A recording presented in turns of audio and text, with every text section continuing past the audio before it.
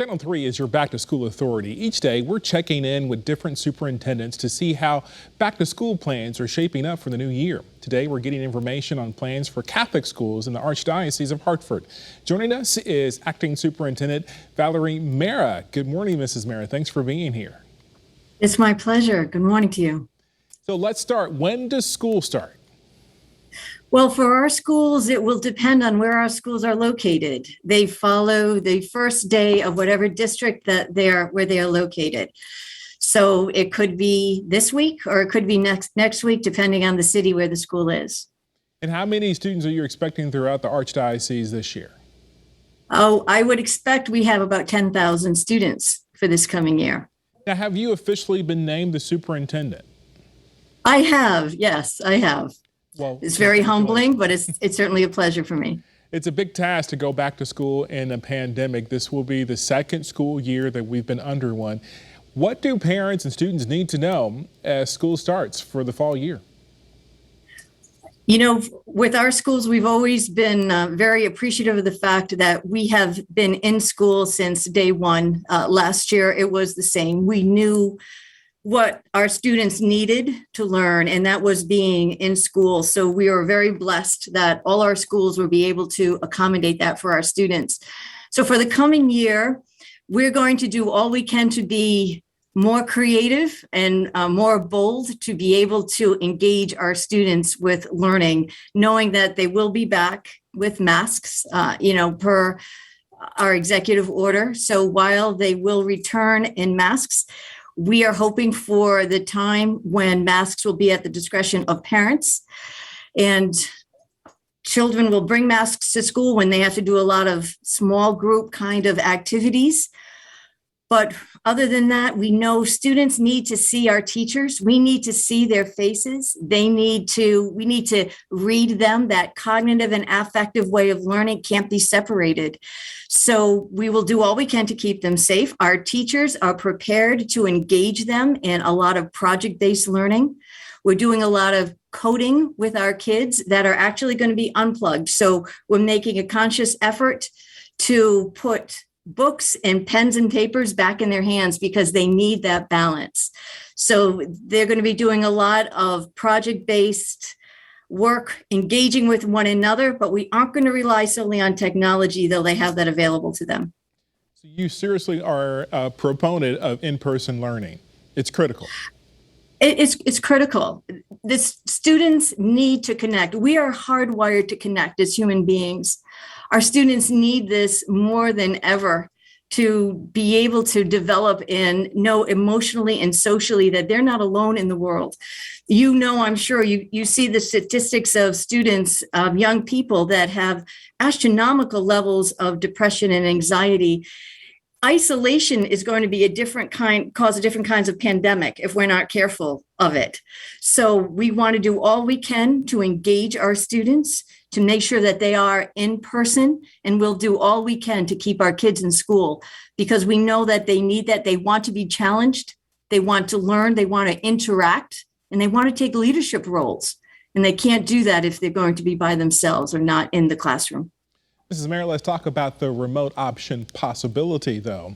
The Delta variant is spreading. Are you prepared for a stop and start? You said you were in school the whole time, but if there's exposure, particularly for kids under 12 who cannot be vaccinated, what is the plan and what do parents need to know? If a situation occurs where a case is identified, we keep very close seating charts, back to those old-fashioned seating charts that we have, so we know who is within that 3-foot distance, and we will quarantine the students that need to be quarantined. In that case, we will give them the remote option because we don't want them to miss a day of instruction. So if, God forbid, they are ill, if in this way we have the technology to be able to provide streaming and instruction for students who might be hospitalized for one reason or another, or if there is a quarantine situation, then those students will be able to continue to stream into the classrooms and learn. We know that the more we can have students vaccinated, though that is a parent choice certainly, the more we will see the other side of this pandemic. So we are hoping for that. We don't want to have to quarantine Our kids need to be able to go back to everyday learning and interacting with one another. It's so important for their health as well. Any emotional support and mental support from faculty this year? Did you hire social workers, maybe speech pathologists, just to help those who may be dealing with anxiety? Well, speech pathologist is an interesting piece that you raised, because a concern we always had is that if a child has a mask, we can't see, particularly the young children, how they're forming their words. And at these very young ages where they are learning their phonemes and learning their sounds, they need to be able to see teachers speak, and we need to see them speak. So speech pathology is actually going to be what I predict to be an area of concern. We are addressing that, and we're going to do all we can to make sure we can give them perhaps outdoor classroom space so they can learn and see one another learning. When it comes to social and emotional wellness, we have been an area we have taken as a paramount importance. It has been a priority in September. We're right out of the gate going to start by providing professional development for our teachers, for themselves, and so that they can bring it into the classrooms also. The emotional well-being of the students is so critical because they can't learn if they're not feeling emotionally safe. And it's the same thing with adults. So we have to do all we can to know that we aren't going to let fear guide our decisions. We're going to let knowledge and wisdom and truth, the science, guide the decisions that we're going to make for our students, but they need to be supported, not just academically, but socially and emotionally as well. So tell me about teachers. Do you need any teachers? Have you hired all the teachers that you need? What is it that the Archdiocese for Schools needs right now before school starts? Right now, we're pretty well staffed. We always have that situation where we might lose a teacher, like any school might experience as we get closer to the start of school. And if that's the case, we do all we can to make sure that every classroom has a teacher. If I have to go in and start a class for a school, I'm happy to do that. I'll pitch in. Being a teacher, we never stop being a teacher, even though we go into administration. So we'll do all we can to make sure that all of those kids have a teacher in front of them, and they're going to learn together. Mrs. Mayor, just a few more questions. How does the Archdiocese plans to address learning loss, not just with the pandemic, but you mentioned social emotional learning, anxiety, the summer slide. For some students, this is very significant. Yes. So again, because we have been in person all year last year, we have been able to monitor our students' progress. We start at the beginning of the year, we check for progress along the way, and our teachers are very adept, because it's been a priority for us to differentiate instruction. We ensure more than anything else that our students have a grounded sense of basic skills. When students can read and they can write and they can communicate, there isn't anything that they can't learn, and when they have that support that they need. So our teachers have been monitoring progress and differentiating instruction all along the way. They do use technology that helps them to get a sense of where the students are, what are the areas where they're excelling and they may need to accelerate, or the areas where they are struggling. So we've been on that all year. Last year, over the summer, our schools have provided summer schools or camps where part of that day has been enrichment where needed. So the important thing is that every child is received exactly where he or she is. And then we're able to bring them to where they need to be to meet with success. So I believe we've done that very successfully over this past year, over the course of the summer, and they're ready to go in September. So what's new? Any new programs or any new plans that parents need to know?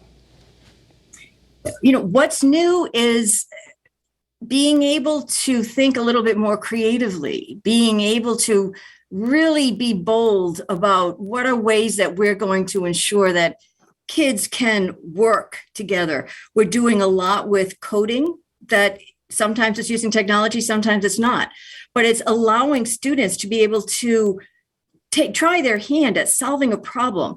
And that's the piece that we're underscoring quite a bit this year, is giving them a problem to solve. And together, what kind of solutions can they come up with? They're going to talk about it with one another. They're going to present it. They're going to meet with failure.